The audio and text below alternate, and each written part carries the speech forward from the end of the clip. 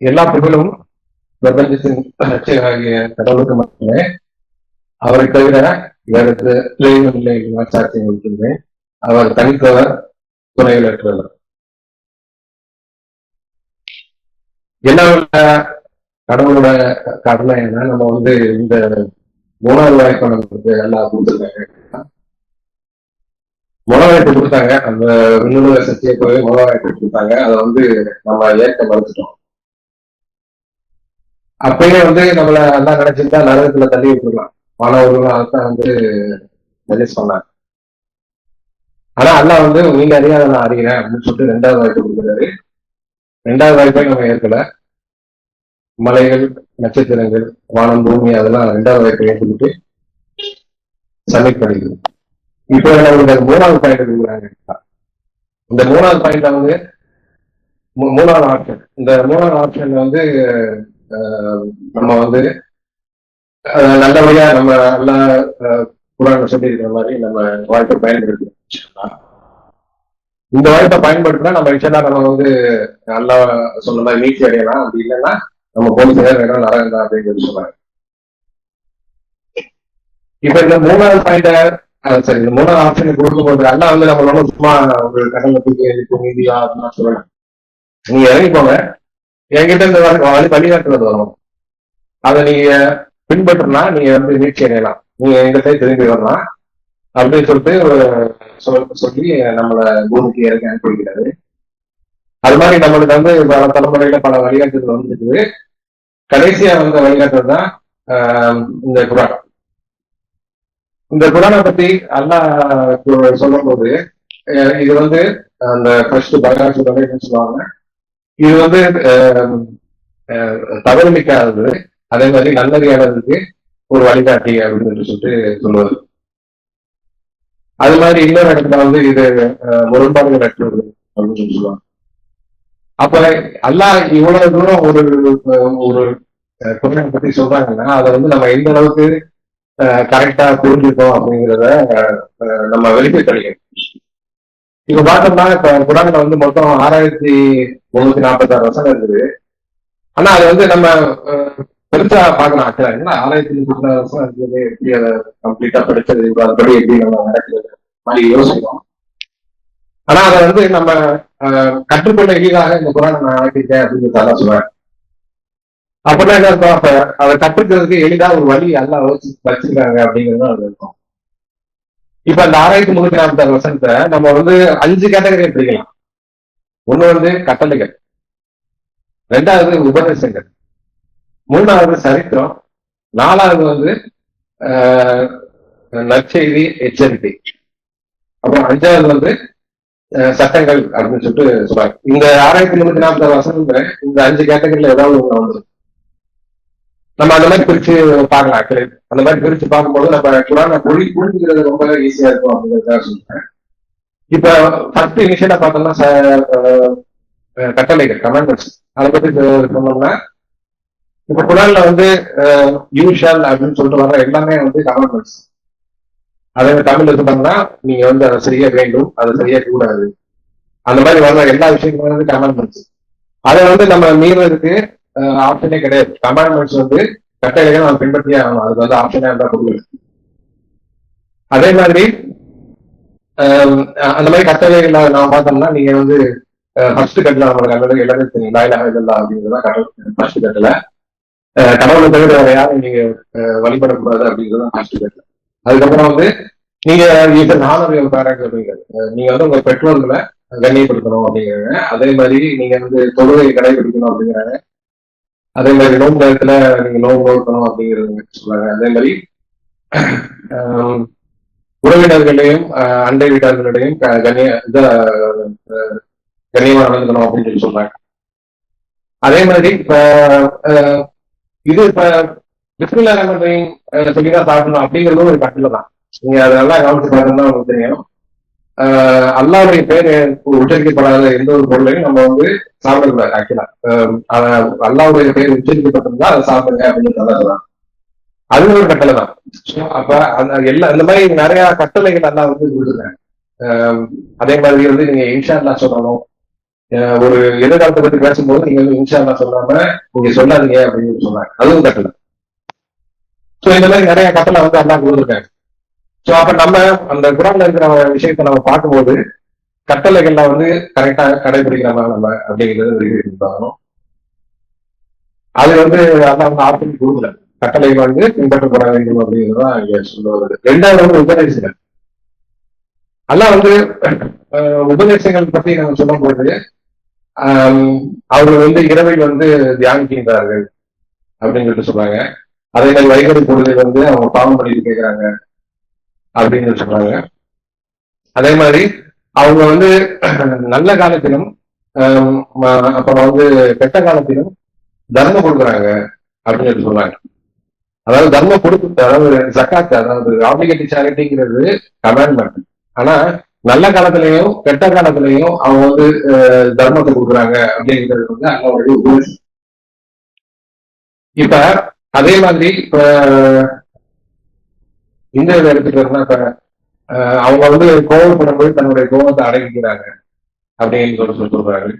அதே மாதிரி அவங்க ஒவ்வொரு தடவை வாக்குறுதி இருக்கும்போது அவங்க வாக்குறுதியை வந்து காப்பாற்றுறாங்க அப்படின்னு சொல்லிட்டு நிறைய இடத்துல வந்து இந்த மாதிரி உபதேசங்கள் எல்லாம் சொல்றாங்க. இந்த உபதேசங்கள்லாம் அல்லா எது சொல்றாங்கன்னா நம்ம வந்து அல்லாஹ்வை நெருங்கி போகணும் அப்படிங்கிறத 17 அதாவது இஸ்ரவேல் சந்ததியினர் அதுல வந்து 75 வருஷத்துல நீங்க வந்து இரவில் தியானிக்கணும் அப்படின்னு சொல்லிட்டு ஒரு கமெண்ட் பண்ணிருக்கோம். அது ஆக்சுவலா என்ன கமெண்ட் கிடையாது. அதுல கண்டிஷன் என்ன போட்டுருக்கோங்க, நீங்க வந்து அல்லாட்ட நல்ல ரேங்க் எடுக்கிறது, ஒரு கௌரவமான அந்தஸ்தை கிடைக்கிறதுக்கும், அதே மாதிரி எக்ஸ்ட்ரா கிரெடிட், அதாவது நல்ல நன்மைகள் பெறுவதற்கும் நீங்க வந்து நைட் வந்து தியானிக்கணும் அப்படின்னு சொல்றாங்க. ஸோ அது மாதிரி இதெல்லாம் வந்து நல்ல உபதேசம். ஸோ இதெல்லாம் நம்ம பின்பற்றும் போது அல்லாஹ் வந்து நெருங்கி போகக்கூடிய வாய்ப்பு நம்ம அல்லா கொடுக்குறாங்க. ஏன்னா அது உங்களை வந்து ஹையர் ரேங்க்ல நான் வச்சு பார்ப்பேன், இதெல்லாம் நீங்க பண்ணீங்கன்னா அப்படின்னு சொல்றாரு இந்த வருஷத்துக்கு. அப்ப இதெல்லாம் நம்ம வந்து கமெண்ட்மெண்ட்ஸ் எல்லாமே வந்து நீட்சி அடைகிறதுக்கான ஒரு வழி. அவங்க அதை கண்டிப்பா பின்பற்றியே ஆகும். ஆனா இந்த நன்மை உபதேசங்கள்லாம் அல்லாஹ் நெருங்கி போறதுக்கான ஒரு ஆப்ஷன்ஸ் எல்லாம் நம்மளுக்கு கொடுக்குது. ஸோ இது வந்து அதுக்கப்புறம் பாத்தீங்கன்னா சட்டங்கள் சொல்லியிருக்காரு. சட்டங்கள்ல திருமண சட்டங்கள், சொத்து பிரிவு சட்டங்கள், அதே மாதிரி விவாதத்து சட்டங்கள், அதே மாதிரி திரும்ப என்ன பண்ணணும், பையன் என்ன பண்ணணும், இந்த மாதிரி சட்டங்கள் சொல்றாரு. அது மாதிரி தடைகள் சொல்றாரு. நீங்க வந்து உணவு தடைகள் சொல்றாரு, இந்த சாப்பாடு நீங்க சாப்பிடாதீங்க அப்படின்னு சொல்றாரு. அதே மாதிரி சூதாட்டத்தை நெருங்காதீங்கிறாரு, ஆல்கஹால் அந்த இன்டாக்சிகேஷன் சாப்பிடக்கூடாது அப்படிங்கிறாரு. அந்த மாதிரி சட்டங்களை வந்து சொல்றாரு. இது வந்து 3வது கேட்டகரி. 4வது கேட்டகரி வந்து நற்செய்தி மற்றும் எச்சரிக்கை சொல்றாரு. அதாவது நீங்க வந்து அல்லாஹ் சொல்றதை பின்பற்றினீங்கன்னா நீங்க வந்து சொர்க்கத்துக்கு போவீங்க. உங்க சொர்க்கம் வந்து இந்த மாதிரி அழகரிக்கிற இதுல சொல்லுவாரு. இந்த சொர்க்கம் வந்து இந்த மாதிரி ஓடிக்கிட்டு இருக்கும், உயிரோடு இருக்கின்ற தோட்டங்கள் அங்க இருக்கும். அங்க வந்து அவங்க எப்பவும் சந்தோஷமா இருப்பாங்க.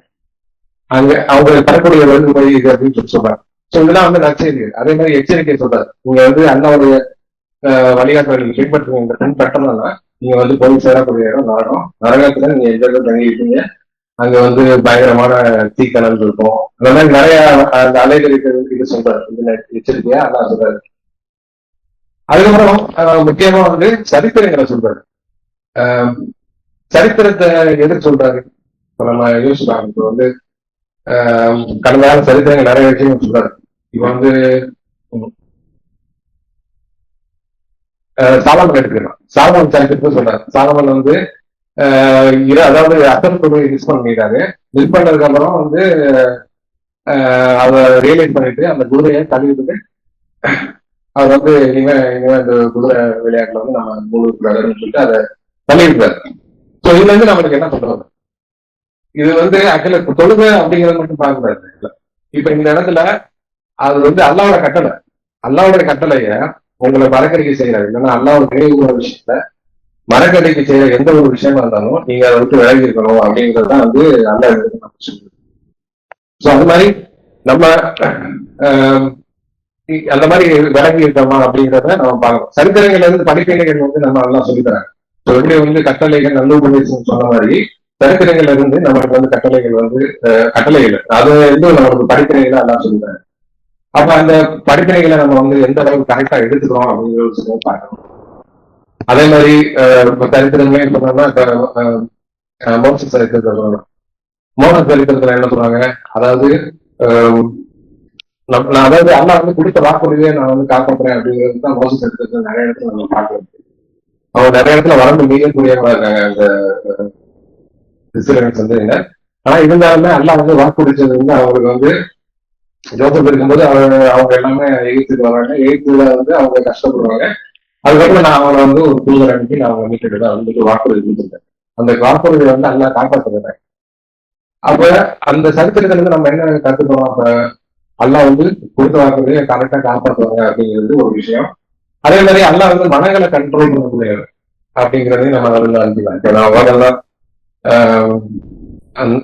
அந்த மோட்சத்துடைய அம்மா வந்து ஃபர்ஸ்ட் நீங்க வந்து குழந்தை பிறந்தவங்க அதுல வந்து ஆத்திர தூக்கி வீசுங்க அப்படின்னு சொல்லி சொல்றாங்க. இது நம்ம எந்த அளவுக்கு அதை கரெக்டா தெரிஞ்சுக்கணும் தெரியல. நம்ம ஒரு குழந்தை பிறந்திருக்கு அதை தூக்கி ஆத்திர வீசுங்க அப்படின்னு சொன்னா நம்ம பண்ணுவோம். ஆனா அந்த இடத்துல அல்லா வந்து அவங்களோட மனசுல வந்து அவங்க திடமாகல அப்படின்னு சொல்றாரு. அப்ப அவங்க அந்த அளவுக்கு நம்பிக்கை கொண்டு அந்த குழந்தை வந்து அந்த ஆத்துல இருந்தாங்க. அதே மாதிரி அது தொடர்ந்து அது காப்பாற்றப்படுது. அந்த குழந்தை வந்து வேற குடும்பத்துல வந்து இருக்கிறாங்க. எடுத்து அந்த குழந்தை வந்து அந்த வாடகை தாயத்தை வந்து பால் குடிக்க மருந்து. அந்த குழந்தையோட மனத்தையும் அவங்க தான் கண்ட்ரோல் பண்றது. அந்த குழந்தையோட மனத்தையும் அவங்க தான் கண்ட்ரோல் பண்றாரு. மோசத்தோட தாயோட மனசையும் அவங்க தான் கண்ட்ரோல் பண்றாரு. அதே மாதிரி அவர் வளர்ந்து அதுக்கப்புறம் திரும்ப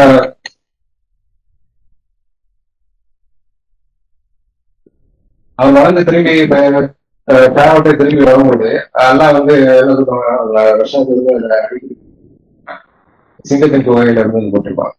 இவ போற மாதிரி ஒரு பொருளாளர்கிட்ட இவர் வந்து தனியாக. அப்ப அவருக்கு பயம் இருக்குது, அவங்க போன என்னை கொண்டுருவாங்க அப்படின்னு சொல்றாரு. ஆனா அல்ல என்ன சொல்றாரு, அந்த அந்த எல்லாம் சொல்ற நான் இருக்கேன் நிக்க முடியாது. அப்ப அதுல இருந்து நம்ம என்ன எடுத்துக்கிறோம், நம்ம வந்து அல்லா வந்து வாக்குறுதியை வந்து மீற மாட்டாரு. நம்ம அல்லா நம்ம கூட இருக்கணும், கூட இருந்தா நம்ம எல்லாமே வந்து நல்லபடியா நடக்கும் அப்படிங்கிறதுதான் இந்த இதுல வந்து நம்ம கத்துக்கிற அந்த படிப்பினைகள்ல அந்த ஹிஸ்டரி வந்து நம்ம கத்துக்கிட்ட படிப்பினைகள். அதே மாதிரி நிறைய ஹிஸ்டரி இருக்குது. இப்ப ருக்மான் எடுத்துக்கிட்டோம்னா நீங்க வந்து உங்களோட பிள்ளைகளை வந்து எப்படி வந்து அதாவது அட்வைஸ் பண்ணி வளர்க்கணும் அப்படிங்கிறது ருக்மான் விஷயத்துல கற்றுக்கிறாரு. அதே மாதிரி ஜாக்கல் விஷயத்துல கூட கற்றுக்கிறாரு. பசங்களை வந்து எப்படி வளர்க்கணும், அந்த எப்படி வந்து அவங்களுக்கு வந்து நல்லது எப்படி அப்படிங்கிறத கற்றுக்கிறாரு. அதே மாதிரி இஸ்ராயல் ஆபிரகாம் இவங்க விஷயத்துல பார்த்தோம்னா அவர் வந்து அந்த கனவை நம்பிட்டு அவர் போயிட்டு வெட்டப்படுறாரு. ஆனா அவர் பையன் அந்த இடத்துல என்ன நல்லா எதிர்பார்க்க இஸ்மாயில வந்து அவர் ஆபிரகாம் வெட்ட போகும்போது நம்மளுக்கு எல்லாத்துக்கும் பயம்தான் இருக்கும். ஆனா அவர் என்ன சொன்னாரு, கடவுள் நான்னா நீ என்ன பெருமையெல்லாம் பார்ப்ப அப்படின்னு பெருமையெல்லாம் நீங்க என்ன பார்ப்பீங்க அப்படின்னு சொன்னாரு. அந்த இடத்துல கூட இன்ஷால்லா அதாவது கடவுள் நாடினால் அப்படிங்கிற ஒரு வார்த்தையை சொல்றாரு. அப்ப எந்த அளவுக்கு அவர் வந்து உறுதிப்பாடோட இருக்கிறாரு அப்படிங்கிறத நம்ம இந்த மாதிரி சரித்திரத்திலிருந்து நம்ம கற்றுக்கணும் இன்ஷால்லா. சோ அதே மாதிரி சரித்திரங்கள் வந்து நிறைய விஷயங்கள் எல்லாம் நம்மளுக்கு சொல்லி வச்சிருக்காங்க.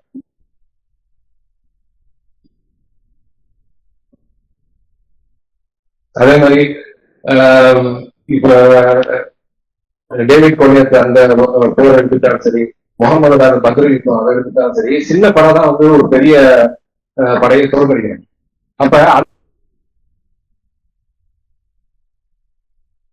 எந்த ஒரு விஷயமே வந்து சாத்திய படம் அப்படிங்கிறது அல்லா இந்த இடத்துல வந்து நம்மளுக்கு இந்த விஷயம் சொல்லி கேட்டோம்.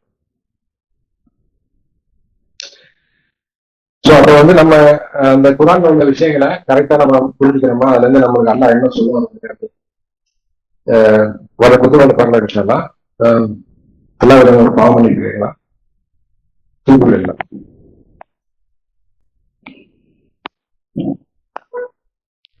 அல்ஹம்துலில்லாஹ் வஅஷ்ஹது அல்லா இலாஹ இல்லல்லாஹ் வஹ்தஹு லா ஷரீக லஹ். எல்லா புகழும் பிரபஞ்சத்தின் ரட்சகராகிய கடவுளுக்கு மட்டுமே, அவரை தவிர வேறு தெய்வமில்லை என்ற சாட்சியம் செய்கின்றனர். அவர் தனித்தவர், இணை துணைகளற்றவர். இப்ப இந்த குரானை வந்து நம்மளுக்கு கொடுத்துட்டாங்க. ஆக்சுவலா குரானை கொடுத்துட்டாங்க. இப்ப இந்த குரானை பத்தி யாரா சொல்லும்போது என்ன சொல்றாங்கன்னா 86வது சூரா அல் தாரிக் அதுல வந்து என்ன சொல்றாங்கன்னா this is serious narration not to be taken lightly அப்படிங்கிற. அதாவது இது வந்து ஒரு சீரியஸான ஒரு நேரேஷன், அதுல நல்ல ஒரு வேர்டிக்கு சீரியஸா ஒரு நேரேஷன், இதை வந்து லைட்டா நீங்க எடுக்கக்கூடாதா இருக்குங்க. அதே மாதிரி ஒழுக்கத்தை நாட் ஸ்டடியில போறாங்க சொல்லிட்டு இங்க இந்த குரானையா கவனமா படிக்கிறது இல்லை அப்படிங்கிற மாதிரி சொல்றாரு. அப்ப இந்த வசனங்கள் என்ன சொல்றாரு, இப்ப நம்ம வந்து அந்த குரானை வந்து கரெக்டா படிக்கிறோமா, இல்ல வந்து குரானை வந்து நம்ம இன்னொரு வசனத்துல என்ன சொல்லுவாங்கன்னா குரானை வந்து நம்ம நம்பிக்கையாளர்கள் வந்து அவங்க அறிய வேண்டிய முறைப்படி அறிவிப்பாங்க அப்படின்ட்டு சொல்லுவோம். அப்ப நம்ம இந்த இடத்துல குரானை நம்ம அழைச்சிருக்கோமா, இல்ல குரானை வந்து அறிய வேண்டிய முறைப்படி நம்ம அறிஞ்சிருக்கோமா, இதை வந்து நம்ம கரெக்டா எடுத்துக்கோமா, லைட்டா எடுத்துக்கோமா, லேசா எடுத்துக்கோமா, இந்த விஷயங்களை பார்க்கணும். நம்ம வந்து மேம்போக்கா உள்ள வசனங்களை பார்த்துட்டு இதுதான் கட்டளை நம்ம போயிடுறாரு. இந்த சூழா 24 எடுத்துக்கோங்க. 24 வந்து ஒரு 74 அந்த மறைக்கப்பட்ட அந்த சூழல ஒரு வசனம் இருக்கு. நீங்க வந்து உங்கள்கிட்ட உங்களிடம் இருப்பதை கொஞ்சம் திருத்தடைவாக அப்படின்னு ஆரம்பத்துல வேலைலாம் தெரியாது. நம்ம வந்து நம்மகிட்ட உள்ளதை வச்சு நம்ம திருப்பி இறங்கிக்கணும் போல அப்படின்னு நினைக்கிட்டேன். நேரடியா அந்த வசனம் அதான் போகுது. ஆனா அதை நம்ம ஃபுல்லா அந்த டாப்ல இருந்து ஃபர்ஸ்ட்ல இருந்து சொல்ல படிச்சு பார்த்தோம்னா அது வந்து நம்மளுக்கு சொல்ற வசனம் கிடையாது. அது வந்து அந்த குரான் சொல்றது. குரான் இருக்க அந்த 2 வசனங்கள் தோல் வசனங்களை தூக்கிட்டு நீர் இருக்கிறத வச்சு நீ திருப்தி அடைஞ்சிக்க அப்படின்னு சொல்லி குரானை பத்தி சொல்ற வசனம் இருக்கு. அப்ப நம்ம குரானை நேரடியா வாசிக்கும் போது ஒரு மீனிங் தரும். அதை வந்து நம்ம டைரக்டா எடுத்துக்கூடாது, கிராண்டா எடுத்துக்கூடாது. அது வந்து எந்த சிச்சுவேஷன்ல எந்த கான்டெக்ட்ல வந்து அது சொல்லப்படுது அப்படிங்கிறது நம்ம உன்னிட்டா கவனிக்கணும். அந்த மாதிரி பார்த்தோம்னா இப்ப இப்ப சலாத்தை பத்தி சொல்ல போங்க. எல்லாம் வந்து எங்கேயுமே உலகத்துக்கு சலாத்து வந்து சலாத்துக்கு ஆப்பிளே கொடுத்தாங்க. நீங்க சலாத்தை வந்து கண்டிப்பா பின்பற்றி ஆகணும் அப்படின்னு சொல்றாரு. நீங்க போறப்ப கூட ஒரு குரூப் வந்து தொடுங்க, ஒரு குரூப் பாதுகாப்பு இல்லை. அப்ப சலாத்தோட இம்பார்ட்டன்ஸ் எவ்வளவு தூரம் அல்பா எம்பசைஸ் பண்றாரு அப்படின்னு யோசிப்போம். அப்ப சலாத்தையே அவ்வளவு எம்பசைஸ் பண்றாரு, அப்ப அதுக்கு எவ்வளவு இம்பார்ட்டன்ஸ் அப்படிங்கிறது நம்ம புரியணும். ஆனா நம்ம அந்த அளவுக்கு பின்பற்றோமா? நிறைய பேர் எதுவும் சொல்லல, நம்ம வந்து நிறைய தடவை பட்ஜெட் தொழுகை மிஸ் பண்ணிடுறோம். அந்த தொழுகை மிஸ் பண்றதுலாம் ரொம்ப ஈஸியா எடுத்துக்கிறோம். ஆனா அது வந்து ஆக்சுவலா அல்லாவுடைய பார்வையில அது வந்து என்ன சொல்றது கமெண்ட்மெண்ட். அதை வந்து நீ விடவே கூடாது அப்படிங்கிற மாதிரி குரான் சொல்லியிருக்காரு. ஆனா நம்ம அதை விடுறோம். அதை வந்து நம்ம கரெக்டா பின்பற்றுறோம் அப்படிங்கிறத நம்ம பார்க்க முடிச்சா. அதே மாதிரி இது பயணத்துல தொழுகிறத பத்தி ஒரு வசனம் ஆக்சுவலா அவங்க வந்து அதாவது அண்டர் அன்யூஷுவல் சர்க்கம்ஸ்டன்சஸ், அதாவது ஒரு அசாதாரணமான சூழ்நிலையில நீங்க இருந்தீங்கன்னா நீங்க வந்து நடந்து கொண்டோ இல்ல பயணித்து கொண்டோ தொழுவலாம் அப்படின்னு சொல்லிட்டு அந்த வசனம் இருக்கு. அதை வந்து நம்ம கரெக்டா அந்த அந்த அன்யூஷுவல் சர்க்கம்ஸ்டன்ஸ்ல நம்ம இருக்கிறோமா அது சொல்லிட்டு அது அடுத்து என்ன சொல்லுவாங்கன்னா அவங்க வந்து பாதுகாப்பை இறங்கிவுடன் அவங்க வந்து கடவுளோட நினைவு கூறுவாங்க அப்படின்னு சொல்றாங்க. அப்ப அந்த அன்யூஷுவல் சர்க்கம்ஸ்டன்ஸ் எல்லாம் நம்ம வந்து பயணத்துல தொழுகிறோமா அப்படிங்கிறத யோசிப்பாங்க. ஏன்னா இந்த இடத்துல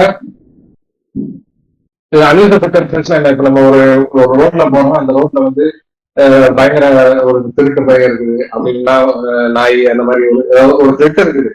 அப்படிங்கிற பட்சத்துல நீங்க பயணிச்சுக்கிட்டே தொழுவலாம் அப்படிங்கிறத நான் அதுல இருந்து அண்டர்ஸ்டாண்ட் பண்ணிக்கிறது. ஆனா அதை வந்து நம்ம எந்த அளவுக்கு அதை கரெக்டா கடைபிடிக்கணும் அப்படின்னு யோசிப்பாங்க. அதே மாதிரி இப்ப எல்லாம் வந்து இந்த ட்ரை பொல்யூஷன் சொல்றாங்க. அதாவது தண்ணி கிடைக்காதப்ப ஒதுங்கிறத பத்தி சொல்லும் போது தண்ணி இது கிடைக்காத பட்சத்துல வந்து நீங்க வந்து இந்த மாதிரி உடல் மண்ணை தொட்டு ஒதுக்கிட்டுருக்குங்க அப்படின்னு சொல்றாங்க. அது வந்து இப்ப நீங்க இப்ப சவுதிலாம் டிராவல் பண்ணீங்கன்னா தெரியும், ஒரு அவுட்டர்ல நீங்க டிராவல் பண்ணி போகும்போது வரிசை அப்படியே கையில ஒரு வாட்டர் கேன் தண்ணிக்காரு குடிக்கிற தண்ணிக்காரு. அந்த மாதிரி ஒரு சுச்சுவேஷன்ல தண்ணி கிடைக்காத சுச்சுவேஷன்ல நம்மள வந்து டயபிரிஷன் பண்ண சொல்லுங்க. ஆனா அது வந்து நம்ம இங்க அப்ளிகபிள் ஆகுமா அப்படின்னு யோசிப்போம். இங்க வந்து அபரிமிதமா எல்லா தண்ணியை கொடுங்க. நம்ம சென்னையும் சரி தமிழ்நாடும் சரி எல்லாம் வந்து அபரிமிதமா நம்மளுக்கு வந்து தண்ணியை வழங்கியிருக்காங்க. அப்ப அந்த இடத்துல ஒரு தொழு வேண்டிய சுச்சுவேஷன் இருந்தா ஏதாவது ஒரு பேக்கரி அது எங்க அது தண்ணி எல்லா இடத்துல அவைலபிளா தான் இருக்கு.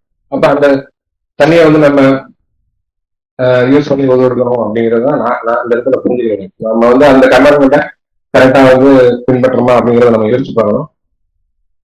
அதே மாதிரி நோன்பை பத்தி சொல்லும் போது அவங்க வந்து அதாவது நோயுற்றோ அப்படி இல்லைன்னா பயணத்துல இருந்தால் அந்த நோம்புல வந்து இன்னொரு நோம்புல பகரமாக்கிங்க அப்படின்னு சொல்லுவாங்க. அப்ப கூட உள்ள சொல்லணும்.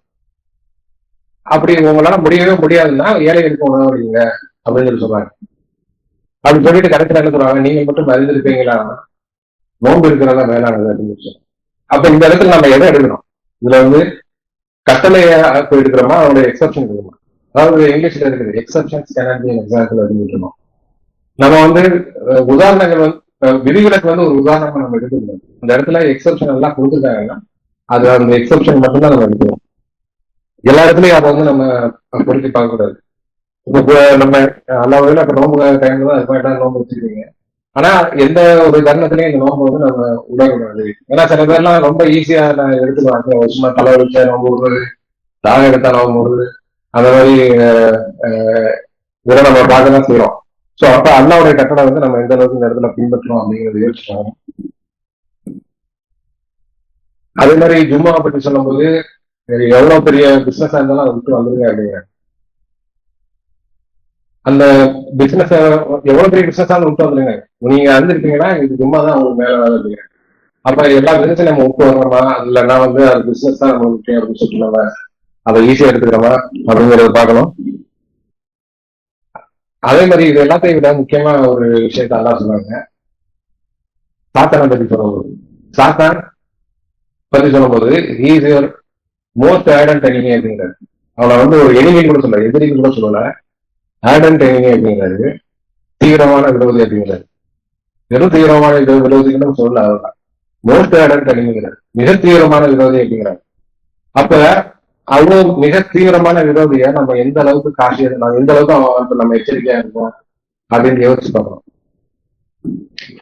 ஏன்னா சாத்தன் எவ்வளவு எந்த அளவுக்கு ஸ்மார்ட் எந்த அளவுக்கு மோசமானவங்கிறத நம்ம புரிஞ்சுக்கிற நம்மள சரியா அது புரிஞ்சுக்கல. சாத்தான் வந்து ஆதாம் வந்து அவங்களுடைய ஆடைகள் நீங்க காரணமாக இருந்த சாத்தான் அப்படின்னு நல்லா சொன்னாங்க. நான் சில டைம் யோசிப்பேன், நம்ம வந்து ஆதாம் பார்த்தோம்னா நம்மளுக்கு வந்து கட்டளை பின்பற்றி வீசியிருக்காங்க. ரோடு கட்டில தான் நீங்க நல்லா சுற்றி தெரியுங்க, முன்னுகள் பருங்கள் சுற்றி தெரியுங்கள், அந்த மரத்தை மட்டும் நெருங்காதீங்க அப்படிங்கிற. நம்ம ஒரே ஒரு கட்டில தான் ஈஸியா பின்பற்றிட்டு போயிடலாமே அப்படின்னு சொல்லிட்டு நான் யோசிச்சிருக்கேன். அப்ப அது உண்மை கிடையாது வைக்கலாம். அப்ப அந்த சுச்சுவேஷன்ல கூட சாத்தான் வந்து ஆதாம வந்து ஏமாத்திட்டான். அங்க நீங்க போங்க, அந்த மரத்து பக்கத்துல போங்க, நீங்க வந்து நிரந்தர வாழ்வு அடைவீங்க அப்படின்னு சொல்லிட்டு பிசிக்கிறான். அதை நம்பிட்டாங்க ஆதாம். அப்ப எந்த ஒரு சுச்சுவேஷன்லயும் வந்து நம்மள வந்து சாத்தான் வழிகெடுக்கிறதுக்கு தயாரா இருப்பான். நம்ம என்ன நினைக்கிறோம், சாத்தானை ரொம்ப லைட்டா நினைச்சிட்டு இருக்கோம். சாத்தானை பத்தி அல்ல நேரத்துல சொல்லும்போது ஆடர் எனிமிங்கிறாரு. அதாவது சாத்தானை பத்தி ஒரு இடத்துல அதாவது இதை பார்த்து சாத்தான் வந்து அந்த ஆப்பிரிக்கன்ற ஒரு ஜின்னு வந்து நீங்க வந்திருக்கிறதுக்குள்ள நான் வந்து சீமோட அரண்மனை வந்து நான் தூக்கிட்டு வந்துடுவேன் அப்படின்னு சொல்லிட்டு நம்மளால தூக்க முடியுமா? நம்மளால ஒரு சிலிண்டர் கூட தூக்க முடியாது. ஆனா அப்படிங்கிற ஜின்னு வந்து சீமோட அரண்மனையை நீங்க எதிர்க்கிறதுக்குள்ள நம்ம தூக்கிட்டு வந்துடுவேன் அப்படின்னு. அப்புறம் வந்து ஜின்கள் வந்து இந்த பிரபஞ்சத்தின் எல்லா வரைக்கும் டிராவல் பண்ணக்கூடியவங்களா இருக்காங்க. அப்ப அந்த ஜின்கள் வந்து எவ்வளவு பவர்ஃபுல்லானது நம்ம வந்து சிந்திச்சு பார்க்க மாட்டேங்க. எல்லா வரைக்கும் டிராவல் பண்ணக்கூடியதுன்னா அப்ப அது எவ்வளவு பவர்ஃபுல்லா இருக்கு. இப்ப ரீசெண்டா நம்மளால எவ்வளவு தூரம் டிராவல் பண்ண முடியும்னு சொல்லிட்டு பார்த்தோம்னா இப்ப ரீசெண்டா நீங்க பாத்துருக்கீங்க, சுனிதா வில்லியம்ஸ் வந்து இந்த இருக்கிற அந்த ISS இன்டர்நேஷனல் ஸ்பேஸ் ஸ்டேஷனுக்கு இங்க இருந்து 400 கிலோமீட்டர் தான் இருக்கு. அது போய் 9 மாசம் ஆகுது, திரும்பி வர முடியல. அப்ப சாத்தான் வந்து இந்த பிரபஞ்சத்தின் அதாவது கோடான கோடி ஒளியுடன் பயணிக்கக்கூடிய இந்த பிரபஞ்சத்தை அவன் டிராவல் பண்றதுக்கு சக்தி பெற்றான அந்த மாதிரி ஒரு சாத்தானை நம்ம வந்து ரொம்ப குறைச்சி இடம் போறோம். நம்ம என்ன நினைக்கிறோம், சாத்தான் தான் பாத்துக்கலாம் அப்படியே லெப்ட் ஹேண்ட்ல ஹேண்டில் பண்ணிக்கலாம் அப்படின்னு நினைக்கிறோம். ஆனா சாத்தானோட வீடியோ வந்து நம்மளுக்கு தெரிய மாட்டேங்குது. சாத்தான வந்து எந்த அளவுக்கு மோசமானவன், எந்த அளவுக்கு நம்மளை வழி எடுப்பான் அப்படிங்கிறது நமக்கு தெரிய மாட்டேங்குது. அவன் நம்ம வந்து ரொம்ப இதா இருக்கணும், எச்சரிக்கையா இருக்கணும் அப்படிங்கிறத நான் சொல்லிருக்கேன். அவன் நம்மகிட்டே வந்து கிறிஸ்துவான். நம்மளுக்கு சாத்தான்னா வந்து மேல வந்து குளிச்சு வரப்போ கிடையாது, நம்மளுக்கு உள்ளதான் இருக்கான், நம்மள்கிட்ட தான் கிறிஸ்துக்கிறான். ஒரு பிரச்சனை நடக்குது, அந்த பிரச்சனைல வந்து சாத்தா என்ன அந்த நம்ம ஒரு சில சமயம் நம்ம மேல தப்பு இருக்கும். ஆனா சாத்தா எப்படி கிறிஸ்துவான், உங்ககிட்ட எல்லாம் தப்பு கிடையாது, கரெக்டா தான் நடந்துக்கிட்டேன், அவன் தான் தப்பு, நீ உங்களுக்கு நீ நல்லதான் நடந்துக்கிட்ட, உன் மேல தப்பு கிடையாது அப்படின்னு பேசிக்கலாம். அப்ப நம்மள வந்து நம்மளே நல்லா நம்புவோம். அப்ப அந்த சுச்சுவேஷன்ல நம்ம ஒரு 3வது ஆள் வந்து பார்த்தோம்னா நம்ம பண்ணது தப்பா தான் இருந்திருக்கும். ஆனா அந்த சாத்தான் வந்து கிறிஸ்துவ நீ பண்ண தப்பு கிடையாது, கரெக்ட் தான் இருக்கும். அப்ப அந்த மாதிரி சுச்சுவேஷன்ல நம்ம சாத்தான் வந்து நம்ம கிறிஸ்துவ அப்படிங்கிறது நம்ம கான்சியஸா இருக்கும். அந்த மாதிரி நிறைய விஷயங்களை வந்து சாத்தானை பத்தி சொல்லும்போது சொல்லலாம். அதே மாதிரி கெட்ட விஷயங்களை வந்து ஏவுவான், நல்ல விஷயங்களை தடுப்பான். இப்ப நம்ம அல்லா குரான் என்ன சொல்றாங்க, நல்லதை ஏவி கெட்டதை தீயதை தடுங்க அப்படிங்கிறாங்க. சாத்தான் அப்படியே ரிவர்ஸ், கெட்டதை ஏவி கெட்டதை ஏவி நல்லதை தடுப்பான். நம்ம கெட்டதை வந்து நம்மளுக்கு வந்து அதை செய்யும்படி சொல்லுவான். அது நல்லா இருக்கும். அது என்னைக்காவது இருந்தாங்க ஒன்றும் பிரச்சனை இல்லை. அந்த மாதிரி வந்து சாத்தான் பேசுது. அதே மாதிரி நல்ல விஷயங்கள் நம்ம பண்ண போகும்போது தர்மம் பண்ண போறோம், அப்ப வந்து தடுப்பான். இதெல்லாம் கொடுத்துட்டா காசுலாம் போயிடும், அப்புறம் இதுக்கு வந்து காசு இருக்காது, நீ பாத்துக்க அப்படின்னு சொல்லி பேசிருப்பான். அப்ப இந்த மாதிரி பிசினஸ் எல்லாமே சாத்தான் தான். இப்ப ஜெயகாந்தன் ஒரு ஃபேமஸ் தமிழ் ரைட்டர் இருக்காரு, அவர் கூட சொல்லுவாரு, நல்லது கெட்டது அப்படின்லாம் ஒண்ணும் கிடையாது, எல்லாரும் கூட பாயிண்ட் ஆஃப் வியூலையும் அதான் பண்ணது நல்லதுதான் அப்படின்னு சொல்லுவாங்க.